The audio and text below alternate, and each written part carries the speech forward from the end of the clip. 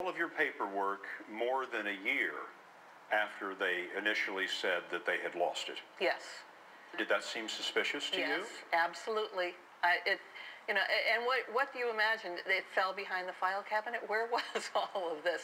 We had it, we own it, we lost it, and then more recently, everyone is coming in saying, hey, we found it. Isn't that wonderful? But what the bank may not have known is Lynn Simoniak is a lawyer and fraud investigator with a specialty in forged documents. She has trained FBI agents. Did you ask for copies of those documents? Yes. And what did you find? When I looked at the assignment of mortgage, and this is the assignment, a copy from my case, I looked at even the date they put in, which was 10/17/2008, was several months after they sued me for foreclosure. So what they were saying to the court was, we sued her in July of 2008, and we acquired this mortgage in October of 2008. It made absolutely no sense.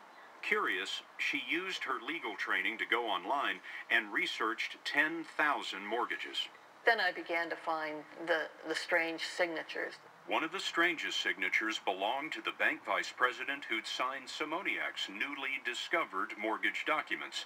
The name is Linda Green, but on thousands of other mortgages, the style of Green's signature changed a lot. And even more remarkable, Simoniak found that Linda Green was vice president of 20 banks, She's vice all at the same time. All within the same week. I mean, this is a very, very active person.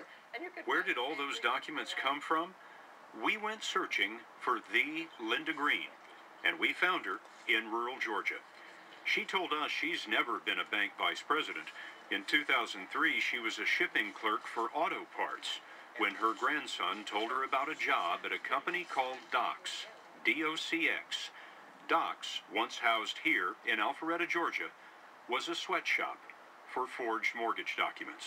They were sitting in a room signing their name as fast as they possibly could to any kind of nonsense document that was put in front of them.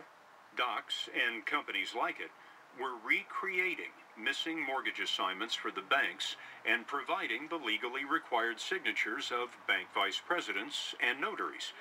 Linda Green says she was named a bank vice president by Docs because her name was short and easy to spell. As demand exploded, Docs needed more Linda Greens. So you're Linda Green? Yes. Can't you tell? Chris Pendley worked at Docs at the same time and signed as Linda Green. When you came in to Docs on your first day, what did they tell you your job was going to be? That I was going to be signing documents for using someone else's name. Did you think there was something strange about that in the beginning? Yeah, it seemed a little strange, but they told us, and they repeatedly told us that everything was above board and it was legal. And your previous experience in banking? None. In legal documents? None. There really were no requirements for the job. Correct. You had to be able to hold a pen. Hold a pen. But you were signing these documents as if you were an officer of the bank. Correct. How many banks were you vice president of in a given day? I would guess somewhere around 5 to 6. What were you getting paid for this? I'm embarrassed to say. $10 an hour. $10 an hour, that's not much for a guy who's vice president of 5 banks. Yeah, I was very underpaid for my status in the companies. Pendley showed us how he signed mortgage documents as Linda Green. He told us that Docs employees had to sign at least $350 an hour. Pendley estimates that he alone did 4,000 a day. This is also Linda Green. Shawana Kreit worked at Docs and says that she both signed and notarized the mortgage documents. What was the role of the notary? We were to make sure that everyone on the document was who they said they were and notarized the documents. But the people who were signing the documents weren't who they said they were. Right. So if Chris Pendley was signing for Linda Green, you'd notarize that document. Yes. And you were told that was okay. Yes. What do you know now? That it wasn't right. The real Linda Green didn't want to be interviewed, but she said that some of the bank vice presidents at Docs were high school kids. Their signatures were entered into evidence in untold thousands of foreclosure suits that sent families packing. So it was a common practice in the last few years to flood the courts with these documents. And look at some of the junk the courts were flooded with. Sometimes the document mill didn't even bother to fill in the name of the supposed owners. To them, it seemed like a joke. Instead of the name of the bank here that was acquiring the loan, this one says bogus assignee for intervening assignments. That's who acquired this loan. This was an actual document that was in litigation. Yes. And what corporation assigned this loan?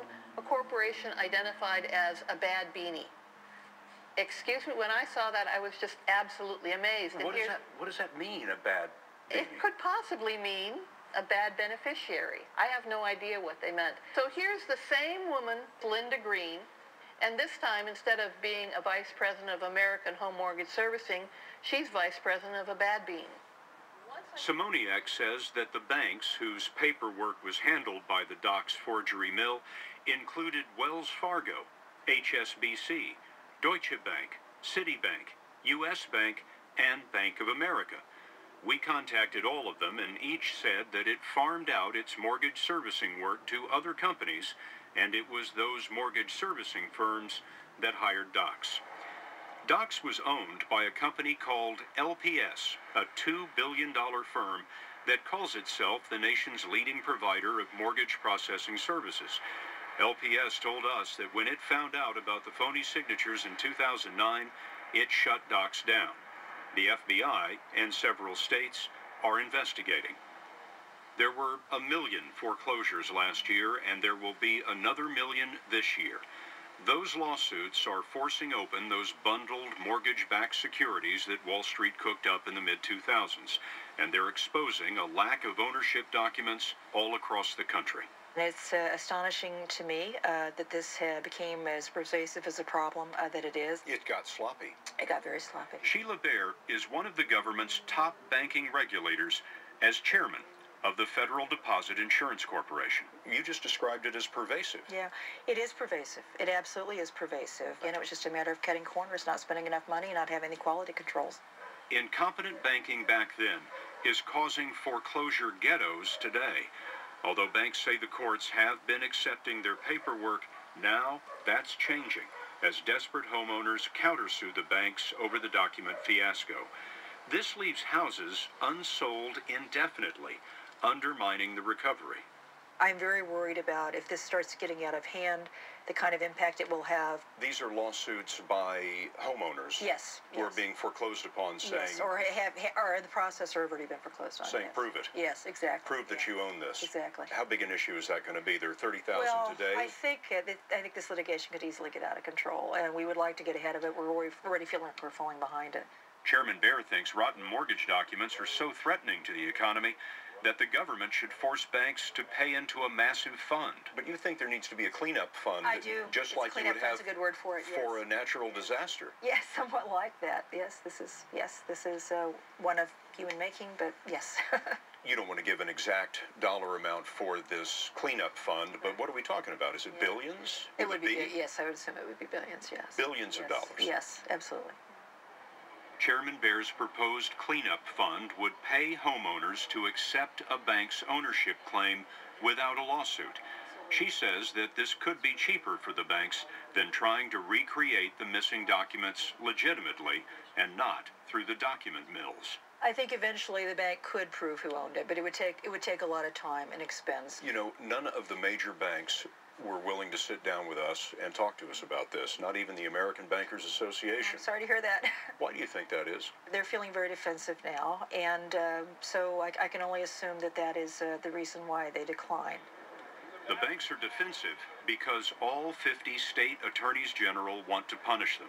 The states are seeking about $20 billion in damages for what they say is the irresponsible, perhaps criminal way that some mortgage companies handled what is, for most folks, the most important investment of their lives. Do you know who really owns your mortgage? To learn more, go to 60minutesovertime.com. Sponsored by Lipitor. Well, I know who owned our job and who took it away. Ha ha.